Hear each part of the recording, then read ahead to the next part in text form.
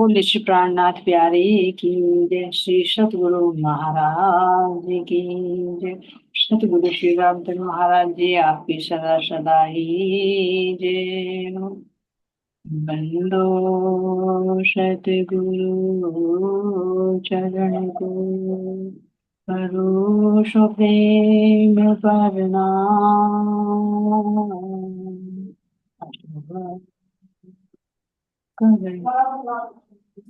श्री देवचंद्र जी नाम, श्री प्राणनाथ निज मूलपति, श्री मेहराज शोभना, तेज कुंवर श्यामा, करो प्रणाम। पिया जी को पल पल करो प्रणाम। श्री प्राणनाथ तुम सत्य हो, तुमसे चलत जहाज, मैं अधीन करने नहीं भाग रहे की लाज, भाग रहे की। श्री प्राण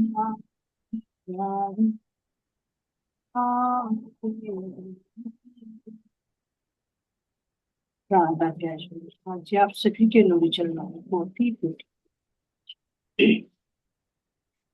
तो चलते सुंदर साथ जी महाराज जी की बेटक की ओर। तो हमारा प्रसंग कहाँ का चल रहा है सुंदर साथ जी? राज प्यारी जी, है ना? जो राज प्यारी जी पत्नी धर्मवीर मेहता की है और जमुनानगर की वे रहने वाली है। तो उनका कैसा अनुभव महाराज जी के साथ में हुआ उसका वर्णन वे बता रही। तभी उन्होंने अपना अनुभव बताया कि किस तरह से महाराज जी के साथ में मेरी लीलाएं हुई, है ना? किस तरह से मैंने घर की मांग की, है ना? किस तरह से हम गरीबी में अपना समय बिता रहे थे, लेकिन जब घर में खाने के लिए भी कुछ नहीं रहा और जो मकान था उस पर भी छत नहीं डल पाई थी, केवल चार दीवारी खड़ी थी। उधर से कर्जे वाले परेशान कर रहे थे, उधर से बीमार हो गई, है ना? तो फिर हिम्मत हार कर फिर महाराज जी के पास सिरपुर जाकर वे अर्जी करती है कि महाराज जी कैसे भी न करिए, आप मुझे इस गरीबी से छुटकारा दिलाइए, आर या पार कीजिए, या तो इस गरीबी को दूर कीजिए या फिर हमें मृत्यु के ही घाट उतार दीजिए, क्योंकि ऐसे रो रो कर जीना, कष्ट टाइम में अपना जीवन बिताना अपने बस की बात नहीं रही। तो बार बार महाराज जी से विनती करती हैं, लेकिन महाराज जी कह देते हैं कि भाई तुझे जैसे रहना होगा वैसे ही रहेगी। क्यों? क्योंकि तू एक साधु है, यानी अंदर से आत्मा कि तू साध रही है अपने आप को, है ना? और लोटा सोटा लंगोटा कि जिस तरह से साधु के श्रृंगार होता है, तो तुझे ऐसा ही रहना होगा। और जैसे फिर बार बार वो जिद करती है, तो कह रही कि जो जालंधर की आनंदी बाई थी और दिल्ली की ये कौन थी सुंदर सा जी, बनारस माता, इन्होंने भी कहा कि बहन रहने दे, तू महाराज जी से इतनी जिद मत कर। लेकिन मन है कि मानता नहीं, अंदर ही अंदर दुखी मन से फिर भी वो चुप तो हो गई और चुप होकर घर भी आ गई, लेकिन कह रही कि मेरे दिल में क्या था, मलाल था। तो जैसे ही कह रही कि मैंने सतगुरु महाराज जी का जब वहां से चली शेरपुर से, तो बदला हुआ चेहरा नजर आया, तो वो बदला हुआ चेहरा कुछ और था, उसको समझ नहीं पाई वे। तो जैसे ही घर आई तो घर आकर कह रही है कि मेरा सारा कर्जा भी उतर गया, मकान की छत भी डर गई, पति देव का काम भी लग गया और अच्छे से पेट भी भरने लगा। खुश हो गई कि महाराज जी की मेहर हो गई। लेकिन जो जब बातुनी मेहर थी वो लुप्त। यहाँ के इच्छा के चक्कर में, यहाँ के झूठे सुख के चक्कर में वो अखंड सुख चला गया जो सतगुरु महाराज जी के संग वो प्राप्त करते थे। जो महाराज जी कभी सपन में दिखते थे, कभी साक्षात दिखाई देते थे, कभी जो भी अंदर में प्रश्न उठता था उसका उत्तर मिल जाता था, तो वो सारे सुख से वो वंचित रह गई। और कह रही कि मैं ऐसे दुखी हो गई, ऐसे दुखी हो गई कि जैसे कि अंदर ही अंदर में बहुत लुट गई हूँ, मैं कंगाल हो गई। तो फिर कहते कि मैं यहाँ के झूठे सुख को लेकर क्या करूं, जिस झूठे सुख ने मेरा अखंड सुख मुझसे छीन लिया। तो ये सुंदर सा जी केवल एक उनकी ही कहानी नहीं, ये सबकी अपनी अपनी है, क्योंकि सबके साथ में जीव लगा हुआ है, सबके साथ में दुख सुख लगे हुए हैं, सबके साथ में ऐसा ही होता है, लेकिन कोई इसको सहन कर जाता है और कोई नहीं करता। लेकिन इन्होंने भी बहुत किया, सहन करने की भी हद होती है। तो जब सिर से पानी उतरने लगा तो आखिर में महाराज जी ने जिद करी बैठी, लेकिन उन्हें ये नहीं पता था कि इस चक्कर में, इस माया के चक्कर में मेरे धनी मुझसे दूर हो जाए। तो फिर कह रही कि बस मुझे वो ही याद बार बार आती थी, उसी याद के सहारे में जीती रही, अलग से कोई अनुभव नहीं हुआ। तो अब इससे क्या शिक्षा मिली सुंदर साथ जी, जो इंद्रावती सखी भी कह रही है ना वाणी में, कि ये जो दुख आता है ये धनी के हुक्म से आता है। क्यों आता है, पीछे कल अच्छी तरह से बता दिया कि स्वर्ण को कैसे वो सुंदरी के गले तक पहुंचता है। तो जो सबसे सुंदर, मेरे श्याम सुंदर है, उनके कंठ तक पहुंचना कोई यही हंसी मजाक थोड़ी। तो क्या उसको तपना नहीं पड़ेगा, कसना नहीं पड़ेगा, उसको आकृति नहीं मिलेगी। लेकिन जब उल्टी जिद कर बैठी तो आखिर में सोचा महाराज जी ने, चले इसकी ये भी इच्छा पूरी, लेकिन उसके चक्कर में अंधे हो गए।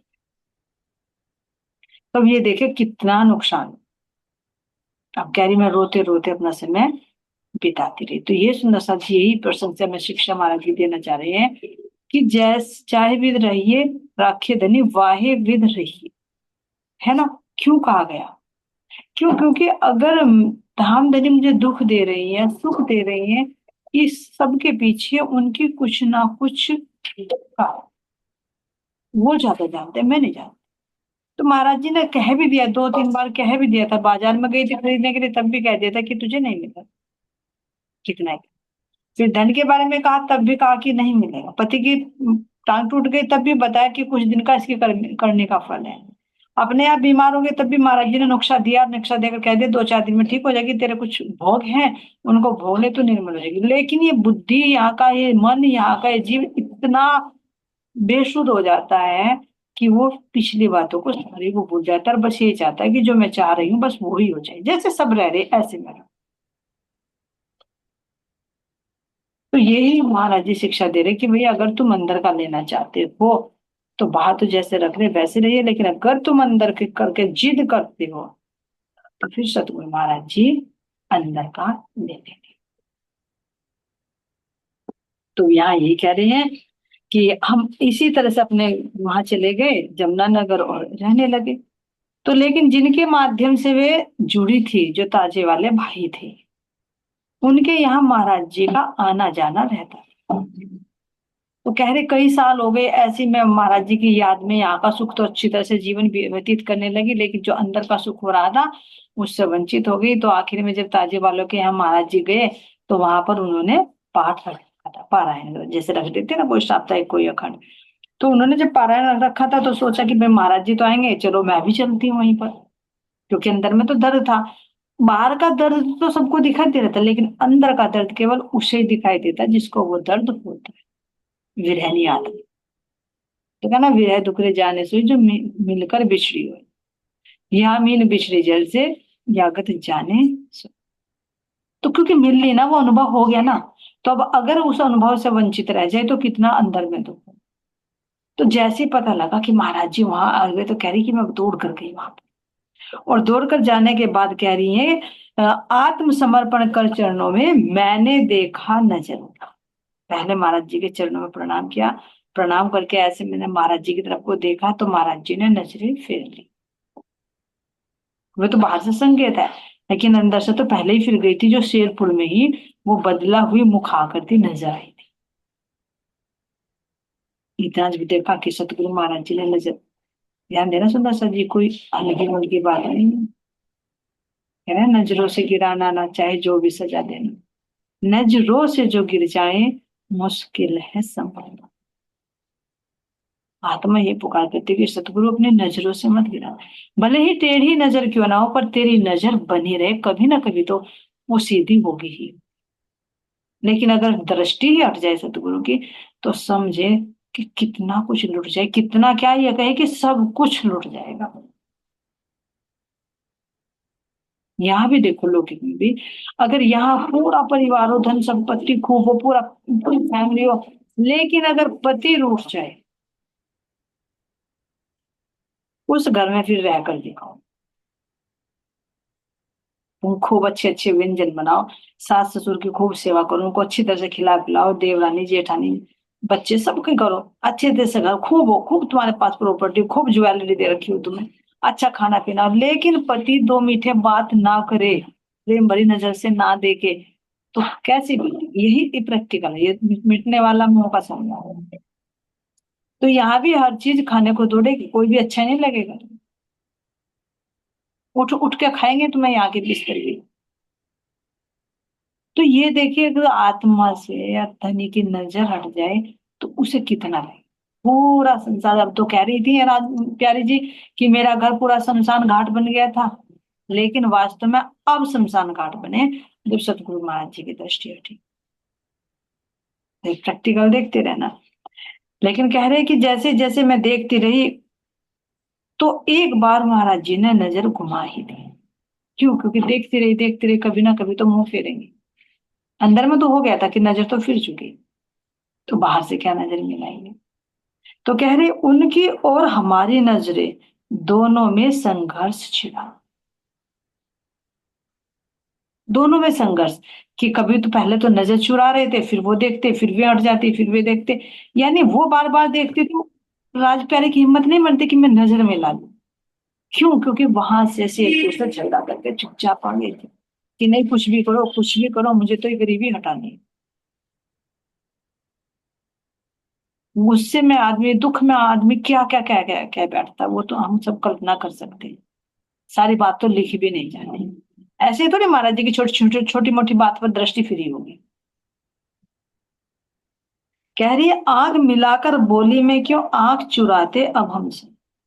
आखिर में जब बहुत देर हो गई, सतगुरु महाराज जी ने दृष्टि घुमाकर ही देखी, तो मैंने कह दिया महाराज जी अब नजर क्यों हटा रहे हो, क्यों हमारे से नजरें फेर रहे हो, जो प्यार दिया था वो प्यार अब क्यों नहीं दे रहे हो। हम है इन नजरों से जिंदा, करवट मत बदलो हमसे। हे मेरे सतगुरु महाराज जी, मेरे प्राण प्रियतम, हम इन्हीं नजरों से जो जिंदा है, वास्तव में सुंदर साथ जी आत्मिक दृष्टि से देखे, अगर सतगुरु महाराज जी की दृष्टि है तो आत्मा जिंदा है, लेकिन अगर सतगुरु की दृष्टि हटी तो आत्मा अपने स्वरूप को भूलकर जीव रूप मान लेती, जीव भाव मान लेती, तो जीव भाव में आना उसका मर्त प्राय होगा, मरने के समान। जब कोई अपने वजूद में नहीं रहता तो वो मरने के समान ही होता है। तभी तो कहते हैं मेरे जीव के जीवन, मेरे आत्म के प्राण, प्राणनाथ, प्राण आधार, प्राण प्रियतम, ये आत्मा के लिए संबोधन है। और जीव भी इसी से चलता है फिर। अगर ये कहे जीव को भी कि मेरा आत्मा से संबंध है, तेरे ऊपर आत्मा बैठी वो तो मेरी है, मैं उसे लेकर जाऊंगा, लेकिन ये जीव तुझे बाहर के शब्द भी नहीं सुनेंगे, तो ये कान भी तरस जाएंगे, ये नेत्र भी महाराज जी के स्वरूप को देखने के लिए तरस जाएंगे, कहेंगे नहीं नहीं, अगर जब तो असल में थे, देखो सह शरीर थे, इन जाहिरी नजरों से दिखाई दे रहे थे, लेकिन सोचे अगर जो हमने अपने महाराज जी का स्वरूप भी पधराया हुआ मंदिर में, अगर उसे भी कोई ले जाए कि तुझे ये नहीं दिया जाएगा, तो सोचो क्या, सोचो फिर क्या होगा अगर ऐसा हो जाए। तो अंदर में कितना विरह होता, और जो साक्षात बैठे हो और वो नजरें चुराए, तो कितना दर्द होगा। तो अब कह रही है मजबूरी में अगर शब्द कुछ ऊंचे नीचे कह डाले, क्योंकि अंदर में पता लग गया ना, तो अब माफी मांग ली है मेरे सदगुरु, आप नजरें मत फेरिए, क्योंकि इन्हीं नजरों से तो हम जिंदा है।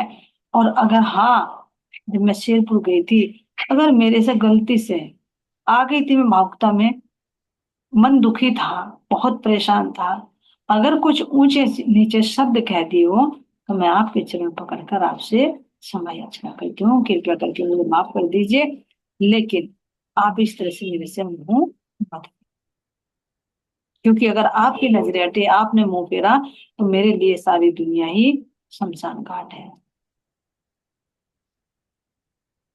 और कह रहे हैं अगर कह भी दिया मेरे सतगुरु, तो आप बताइए फिर मेरे आपके अलावा मेरा है कौन। अगर मेरे मुंह से निकल गया हाल तो मैं माफी मांगती हूँ, लेकिन हम तो नादान हैं और आप सर्वेश्वर हो। अगर मेरे से कोई गलती से भूल चूक में कोई शब्द निकल भी गया हो तो आप ये बताइए, फिर हम किसके सामने जाकर दुखड़ा देंगे? हमने तो केवल आपके चरण पकड़े हैं। सुख की बात होगी तो आपको कहेंगे, दुख की बात होगी तो आपको कहेंगे। बताइए किसको कहेंगे? हमें वह भी तुम ही सहोगे, क्योंकि हम हैं मंद बुद्धि वाले। हम तो बेवकूफ है, पागल है। आप बहुत होशियार समझदार हो, है ना? अगर छोटा गलती करता है तो बड़े तो माफ कर ही देते हैं। तो उसमें भी आता है भागवत में कि क्षमा बड़न को चाहिए और छोटन को उत्पात, और क्या घटा प्रभु को जो भृगु ने मारे। हम तो मंद बुद्धि वाले हैं, छोटी बुद्धि वाले हैं, और आप तो महाज्ञानी हो, महान हो, है ना? तो एक बार बताइए, जब भृगु ने विष्णु भगवान को लात मारी थी तो उन्होंने भी माफ कर दिया था। तो माफ करने में ही तो महानता है। तो हे सतगुरु महाराज जी, आप मुझे भी माफ कर दीजिए। हमें आपकी कसम दुखों ने अंधा और ना काम की, भांति श्वान के लिपट गए दुख दुनिया में बदनाम। कह रहे हमें आपकी कसम है, बिल्कुल सच कसम खाकर कहते हैं, जैसे कहते थे ना आपकी कसम। हमें दुखों ने बिल्कुल अंधा कर दिया था, हमारी विवेक बुद्धि भी क्षीण हो गई थी। समझ में नहीं आ रहा था कि हम क्या करें। हम तो सही पूछे तो कुत्ते की भांति, अपने आप को कह रहे, हम कुत्ते की भांति इन दुखों से लिपट गए थे। तो कुत्तों की भांति बस भौं भौं करते रहते थे, विवेक था ही नहीं कुछ। इसीलिए मैं ज्यादा उसमें आकर आपको भी उल्टे सीधे शब्द कह बैठी। इधर आप ना खुश हो बैठे सहन शक्ति से जो बाहर। अब इधर तुम दुखों से मैं परेशान थी, इधर दुनिया ने बदनाम कर रखा था, भैया तो लेके किसी का देते नहीं है तो सबका खाते रहते हैं। और इधर अगर मैंने आपसे कुछ कह दिया तो आप भी उठ कर बैठ गए। तो अब मुझे बताइए मैं किस ठोर, कहाँ मेरा ठिकाना हुआ? तुम्हें बदल कर सुख दे लूं मैं, भला करूंगी क्या पाकर? जो आपने मुझे ये सुख दे दिया तो इसे पाकर मैं क्या करूँ? रियलिटी में अंदर से महसूस कर, एक तरफ संसार के क्षणिक सुख और एक तरफ मेरे सुख। अब अगर सतगुरु छूट जाए और हमने ये संसार पकड़ लिया, यहाँ के सुखों को पकड़ लेते हैं जैसे सतगुरु, लेकिन ये कब तक रहेगा? कब तक उपभोग करेंगे इसका? जब तक ये शरीर है। और शरीर के रहते रहते भी यहाँ के सुख भी उम्र के अनुसार ही सुटेबल होते हैं, नहीं तो वही दुख देने लगते। अब सोचो तुम्हें अच्छे अच्छे से व्यंजन मिल जाए, पकवान मिल जाए, तो वो भी तुम अपनी युवावस्था में खाओ जाओगे, अपने बुढ़ापे में नहीं खा पाओगे क्योंकि डाइजेस्ट ही नहीं होंगे। बताओ क्या सुख? घर में अच्छी सी एसी लग जाए, वो भी युवावस्था में तुम सहन कर पाओगे, अगर बूढ़े को लिटा दे तो उसकी तो जकड़न हो जाती है घुटनों में। वो तो एसी का भी सुख नहीं ले पाता। कौन से सुख करेंगे बताइए? चल फिर नहीं पाएगा, खा पी नहीं पाएगा, अच्छा कुछ और पहन नहीं पाएगा, तो कितने दिन का सुख है? तो इन झूठे सुखों के बदले में उस अखंड सुख को खो दे, सौदा बहुत घाटे का है। तो अब उसको अनुभव हो रहा है तो कह रही कि मैं इन सुखों को लेकर क्या करूं? मुझे तो वही दुख चाहिए जो मेरे पीयू को मिला दे मेरे से। इंद्रावती ने भी तो यही अनुभव किया कि ऐसे सुखों को तो मैं आग लगा दूं जो मुझे मेरे पीयू से दूर करे, और ऐसे दुखों को मैं गले से लगा लूं, बुला लूं उनको जो मेरे प्रियतम के मुझे पास रखे। ये पूरी वाणी चरितार्थ हो रही है यहाँ पर, जो दुख का पूरा प्रकरण पीछे किया गया। वो हमने चौपाई पढ़ी, वो इंद्रावती जी का अनुभव और ये राज प्यारी जी का अनुभव। कृपया करो बस इधर निहारो, वापिस लो सब सुख अपना। हे सदगुरु देख लिया मैंने, मुझे शांति नहीं मिल रही। इससे अच्छा तो मैं उस झोपड़ी में ही ठीक थी। अब ये घर मुझे नहीं अच्छा लग रहा जहां आप नहीं। इससे अच्छा मैं सूखे टुकड़ों में खुश थी, ये पकवान मुझे नहीं चाहिए। अपने सुख वापस ले लो, मुझे वही दुख दे दो, और लेकिन दुख के साथ में मुझे मेरे पास आप हो। आपसे हमसे आप ना छूट सकते, अब दे दो हमारा अपना। हे सतगुरु मुझे मेरा अपना दुख वापस दे दो, लेकिन आप नहीं छोड़ पाऊंगी। ये देखा दिया ना सुंदर जी, पीछे भी लिया था ना, जब दीपावली पे उनका परीक्षण लिया था कि भैया ले ले, तू तो बहुत गरीब है, धन रखा है, पैसे रखे हैं दीपावली पर। उन्होंने भी क्या कह दिया, नहीं हमें सतगुरु के चरण चाहिए, यहाँ की ज्वेलरी नहीं चाहिए, यहाँ की धन संपत्ति नहीं चाहिए। तो ये परीक्षा की घड़ी आती है हर एक के जीवन में। कहने लगे राम प्यारी जी, राज प्यारी जी, बनते हैं जब कहीं मकान, उसको पूरा करने के लिए आते बड़े बड़े सामान। अब महाराज जी समझा रहे, जब उसने कहा ना, माफी मांग ली और कहा कि अपने दुख ले लो, अब मुझे मेरे दुख दे दो, अपने सुख ले लो, लेकिन मुझे आप मत जाओ, मेरे पास रहो आप, अपने चरणों से जुदा मत करो, अपनी दृष्टि मत हटाओ। तो महाराज जी समझा रहे कि राज प्यारी सुन, जब कोई मकान बनता है ना तो बहुत बड़े बड़े सामान लाए जाते हैं। तो यहाँ सामान कह रहे तैयारी के बाद जरूरत की हर चीज आती है। जब मकान बनना शुरू हो जाता है तो जिस चीज चीज की जरूरत पड़ती है वो चीज लाते रहे, बेसीमेंट भी, रेत भी, रोड़ी भी, ईंट भी, जितनी भी सामग्री चाहिए, एक बनाने वाला भी चाहिए। फिर उसमें कहीं बैठा जाता आत्म मोह जुड़ाती। तो पहले कह रहे कि जब यहाँ बन जाता है, बनने के बाद बनते समय तो बहुत कष्ट होता है, सामान ला जाता है, लेकिन जब बन जाता है तो आराम से उसमें लेटा जाता है, आराम से उसमें रहा जाता है।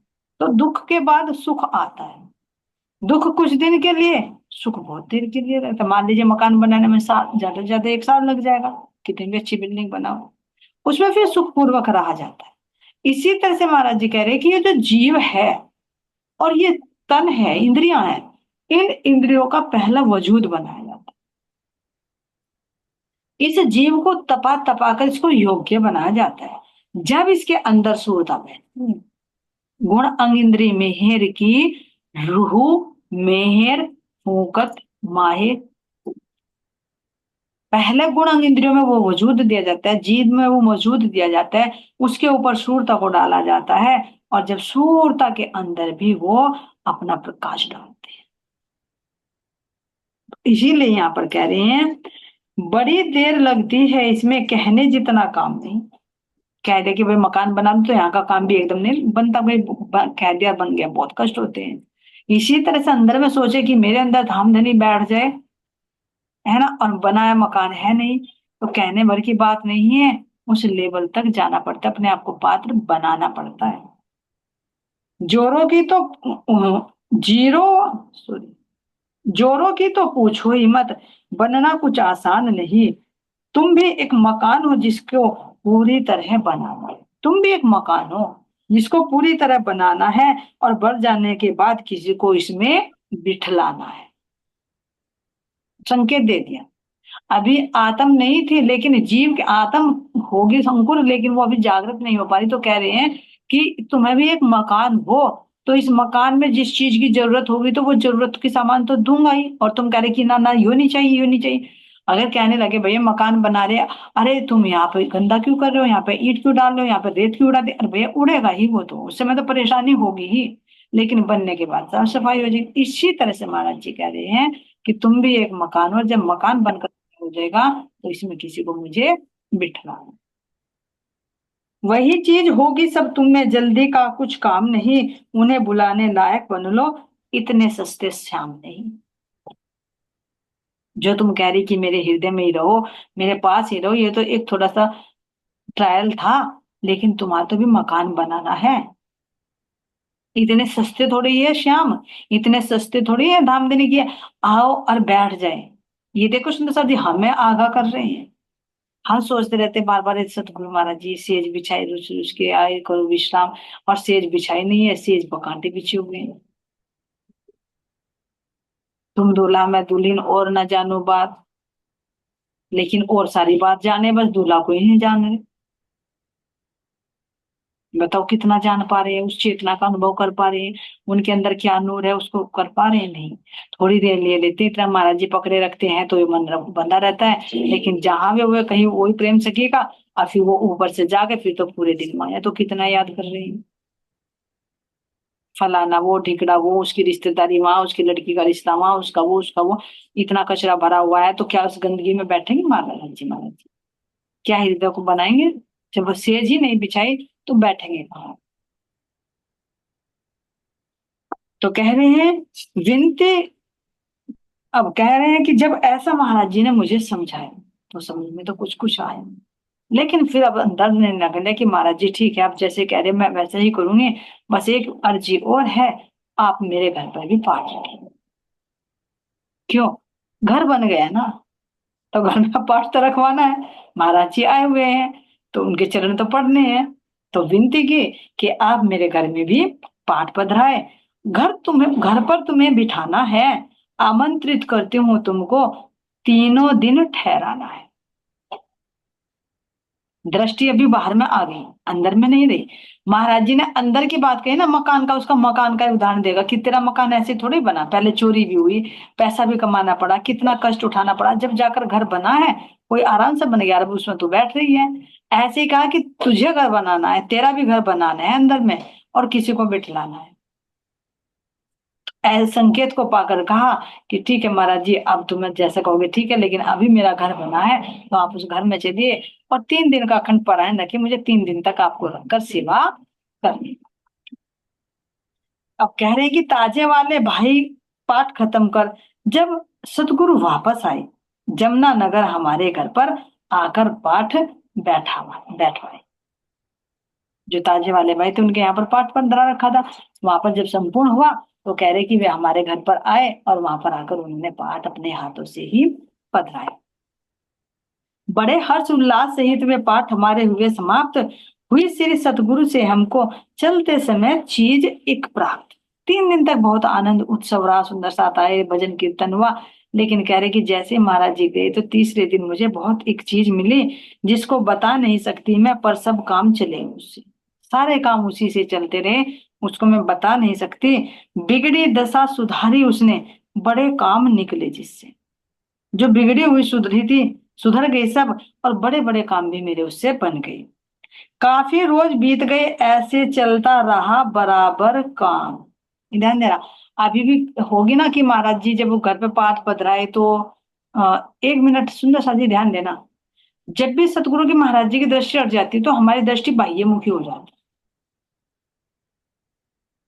इस चीज को नोटिस, जब सतगुरु की दृष्टि होती है तो सतगुरु अंदर की तरफ को खींचते रहते हैं, वो अनुभव कराते रहते हैं। लेकिन जैसे सतगुरु की दृष्टि हटती है तो वृत्ति बाह्यमुखी हो जाती है, वो बाहर को भागती है। नजर हटी और दुर्घटना घटी। तो अभी जैसे कहा कि पाठ पधराए ठीक है, अब अंदर में ये आया होगा कि महाराज जी ने जो पाठ पधराए हैं तो और अच्छे अच्छे सा होने लगा काम, लेकिन अंदर में एक दुख है। गति अभी अंदर नहीं खींची, बाहर में खींची है। तो कह रहे भी यहाँ पर कि काफी रोज जब ऐसे बीत गए, सतगुरु भी दर्शन देते पर बदले बदले से श्रीमान। अब जो माफी मांगी, माफी मांग कर पाठ पधराए तो थोड़े से नरम तो हुए महाराज जी। कह रहे कि कभी कभी दर्शन तो देने लगे जो पहले देते थे, लेकिन जो पहले खिलता हुआ मुखमंडल नजर आता था, अब उनका चेहरा बदला हुआ। दर्शन तो दे रहे हैं लेकिन बदला बदला चेहरा। तो ये सुंदर सा जी सतगुरु के भाव है, ध्यान देना। दर्शन तो दे रहे हैं, जैसे अब कहे उदाहरण के लिए बहुत सरल भाव में, मान लीजिए मैं प्रेम सखी के यहाँ पर गई है ना, और इन्होंने मतलब कुछ ऐसा कुछ कर डाला कि जिससे हमारी अनबन हो गई। ठीक है, तो बिल्कुल कट्टी, ना आना ना जाना। लेकिन फिर कुछ कहा सुनी हो गई, रजामंदी हो गई, समय बीत गया, फिर अगर बुलाया तो जाएंगे तो जरूर, लेकिन दिल में वो प्रसन्नता नहीं है। समझ रहे हो, ऐसे रिश्तेदारी में होता है, इसलिए एग्जाम्पल दे के बता रही है ना। तो उसमें जाएंगे तो लेकिन खुशी नहीं होगी, जैसे कह देते कि एक फॉर्मेलिटी करना, भाई तुमने बुलाया, माफी मांग ली, चलो भाई तुम्हारा आ जाएंगे, लेकिन ये दिल खुश नहीं होगा। ऐसे ये कह रही है कि सदगुरु महाराज जी दर्शन तो देने लगे, लेकिन वो खिलता हुआ चेहरा नहीं था। वो दर्शन भी क्यों दिए, नहीं तो ये भी बंद हो चुके थे, क्योंकि माफी मांग ली थी। तो वो कह रहे हैं यहाँ पर पहले जैसा प्यार नहीं था, ना पहली सी रही निगाह। ना तो पहले जैसा प्यार था, ना पहले जैसी कोई निगाह ही उनकी रही। फिर तकलीफ हुई एक मुझको, बहुत किए उपचार, फिर बीमार पड़े। अब देखे सुंदर सा ये सोचने लगे कि अब क्यों पर बीमार पड़ गई। ये तो शरीर के कर्म है, ये तो कुछ शरीर में डिफेक्ट भी हो जाता है, टूट फूट होती रहती है, मशीनरी है। उसमें ये ना सोचे कि बस क्यों हो गया, हो ही नहीं, ऐसा तो हो ही नहीं सकता। गाड़ी है इसमें टूट फूट होगी, दुख सुख है तो चलते ही रहेंगे। तो अब यहाँ कह रही है कि मैं बहुत बीमार हो गई, बहुत उपचार कराया, लेकिन कोई भी फायदा नहीं हुआ। जगह जगह जहां जिसने बताया वहीं दिखाया, लेकिन फिर भी कोई आराम नहीं लग पाया। अब तभी कह रहे कि जब दुख होता है तो किसी ना किसी से, मोहल्ले पड़ोस से भी पूछ ही लेते हैं, भैया ये बीमारी हो रही, तो सब सब अपनी एडवाइस दे देते हैं, निःशुल्क ही परामर्श देते हैं। डॉक्टर तो फिर भी एमबीबीएस है, कोई 1000 का, कोई 800 का, कोई 500 का पर्चा बनाता है, लेकिन अड़ोस पड़ोस में तो फ्री में एडवाइस दे ही जाती, मिली जाती है ना। उसमें कुछ अच्छी भी होती है, कुछ बुरी भी होती है। तो जैसे उन्होंने कहा कि भाई मैं बहुत बीमार हो गई, सीरियस हो गई, तो एक बुढ़िया माई आई और उसने कहा, क्या कहा उन्हीं के शब्दों में सुनते हैं कि भैया चल ऐसा कर, तू यहाँ पे एक माता जी है और उनकी सिर देवी आती है और वो बता देती है, वो तुम्हारा कुछ उपचार कर देंगे, तो तुम उनसे इलाज करो। अब देखिए सतगुरु महाराज जी नाराज है तो अब विश्वास आ जाए। तो कह रहे कि एक बुढ़िया बोली एक दिन कि एक देवी है तेरे सिर, जब प्रसन्न होगो, जब प्रसन्न उसको कर देगी, चैन पड़ेगी तुझको फिर। एक महिला है, उसके सिर देवी आती है, और वो जब तू चलेगी उनसे कुछ बात करेगी, अगर तू कुछ चढ़ावा उढ़ावा होता, कुछ ना कुछ बताया होगा तो शॉर्ट में लिखा है, क्योंकि सबकी अपनी अपनी मान्यताएं होती है, तुम्हें ये चढ़ाना है, 40 दिन तक दिए जलाने, ना जाने कितने कितने बवंडर बताते हैं, नाटक बताते हैं। ये कर दे, वो खुश हो जाएगी, तो फिर तेरा ना सारा दुख दूर हो जाए। अब यहाँ पर क्या कह रही है, किसी भगत या स्याने पे जा, तेरा है सब उनके हाथ। किसी भगत पे या स्याने पर चली जा बहन, तुझे कुछ आराम लग जाएगा, कि देख तेरे सतगुरु से तो तुझे फायदा लग नहीं रहा। अंदर में आ गया, हाँ गुरु महाराज जी तो नाराज है, पाठ भी पढ़वा लिए, सब कुछ करवा लिए, बता फिर भी बीमार हो गए। तो ये मन कैसे बैठता है जब सतगुरु की नजर हटती है, जब सतगुरु प्रसन्न नहीं होते, तो कहाँ कहाँ मन भागता है, और कैसे कैसे को भेज देते हैं। ये भी ध्यान देना, ये भी उन्हीं के हुक्म से आता है कि देखे परीक्षा तो ले, अभी ईमान है या कच्चा है। तो कह रहे हैं, उन्होंने कहा मैया ने, दुख भोगती क्यों फिरती है, नहीं किसी बस की बात। एक भगतनी थी, उसके सिर देवी आया करती थी विख्यात नगर भर में, सबके इलाज वो करती थी, सबके इलाज करती थी, वो भगतनी थी। तो उसने भी कहा बहन तू भी उसके पास चल, है ना, और मंगलवार में देवी सिर आएगी, उससे पूछ लेना, फिर वो तुझे जो इलाज बताएगी तो वो कर देना, वो खुश हो जाएगी, तो तेरा दुख दूर हो जाएगा। क्यों बिना वजह के तू कष्ट उठाती फिर रही है। भाई ये भी तो शक्तियां होती है ना, ऐसे थोड़ी ना देव माँ के पास शक्ति नहीं है। तू चल। अब जब मरता क्या नहीं करता, थोड़ी दुखी थी, तो उसने कह दिया कि हाँ चल। कह रहे कि मैंने कहा कि भाई ठीक है, तो मंगलवार का दिन आएगा तो मैं मंगलवार में चलूंगी। और अपने पति से कहा, तो पति को तो कुछ कुछ था ही डाउट सा, पूरा विश्वास तो नहीं हुआ था। अब क्यों, क्योंकि ये अधिकतर होता है कि जो परमात्मा की तरफ को लेकर चलते हैं तो जीव नहीं चल पाता, लेकिन अगर सियाने भक्तों की तरफ को कहते तो चाहे वे 1000 रुपए भी मांगे तो भी दे देंगे, और विश्वास भी हो जाए। क्यों ऐसा, क्यों, क्योंकि समाज में चीज ज्यादा प्रचलित होती है, और जीव बाह्य लीलाओं को देखकर उन पर ज्यादा आकर्षित हो जाता है, पूरा विश्वास कर लेता है। नहीं तो एक बार देखो, एक परमात्मा को कितने बंदे जानते हैं, बहुत कम। और देवी देवताओं को सब जानते हैं, और ज्यादातर तामसिकों को सब जानते हैं, ये शाना भक्त है, ये वो बताएगा, ये वो बताएगा, जिनसे अपना काम चल रहा है, तो उनकी मानता है यहाँ पर। तो कह रहे, मैंने कह दिया कि हाँ भाई ठीक चलेंगे, और अब जाके है कि जाकर हम जब बैठे, तो कह रहे हैं देवी प्रकट नहीं, और बहुत इच्छुक बैठे थे विस्मित सब ही। एक मिनट। कह रहे कि जब हम वहां पर गए, तो वहां जाकर देखा तो बहुत लोगों की भीड़ लगी हुई थी, लाइन में जाकर हम भी खड़े हो गए। अब जब लाइन में जाकर खड़े हो गए, तो थोड़ा सा उसने कुछ साठ गांठ होगी उस बुढ़िया की, तो उसने कहा कि भैया पहले इनको आगे बैठा लो। तो कह रहे कि हम आगे चले गए बैठकर, और पूछने लगे, लेकिन उस भक्तन ने कोई भी जवाब नहीं दिया। पूछा, अब उसने कहा कि वो देवी, तो भाई देवी को बुलाओ, जब सिर आएगी वो तभी तो बताएगी। तो कह रहे उन्होंने बहुत उपचार किए, लेकिन वो देवी सिर आई ही नहीं। मैंने प्रश्न भी पूछे, लेकिन प्रश्न पूछ के कई पूछे, एक भी प्रश्न का उन्होंने उत्तर नहीं दिया। अब जो और आते थे मंगलवार में, उनको तो पता था कि भाई आती है देवी और वो हमारे उत्तर देती है, लेकिन आज तो वो माता में बिल्कुल चुपचाप बैठी है, कोई भी जवाब नहीं दे रही। तो यहाँ कह रही है कि देवी प्रकट नहीं होती, क्यों, थी सभी को इसकी खोज कि भाई हर मंगलवार में आती है, तो आज ये देवी क्यों नहीं प्रश्नों का उत्तर दे रही है। भक्तों की लाइन लगी हुई है, सब पूछने के लिए तैयार है। अब सुबह से कई घंटे हो गए, 2 घंटे 3 घंटे, दोपहर हो गई। दोपहर से भी पूरा ही समझो कि पूरा ही दिन चला गया, लेकिन देवी प्रकट नहीं हुई। सब असमंजस में हो रहे, भाई ऐसा क्यों हुआ। तो अब देखो क्या कह रहे हैं, लेकिन भगतिन के ऊपर वह देवी उस दिन नहीं प्रकटी। 2 घंटे के बाद मुझे महाराज नजर आए। कह रहे कि जब बैठे रहे, बहुत देर तक बैठे रहे, तो बैठने के 2 घंटे बाद, 2 घंटे बाद समझ आती, 2 घंटे बाद मुझे महाराज जी नजर आए। क्या कह रहे हैं, डांट बताकर पूछा मुझसे, क्यों जी यहाँ कैसे आए। वही टेढ़ी नजरों से, वही गुस्से ले मुखाकृति से, भाई बताओ तो यहाँ कैसे बैठे हो? क्यों आए, क्या परेशानी है।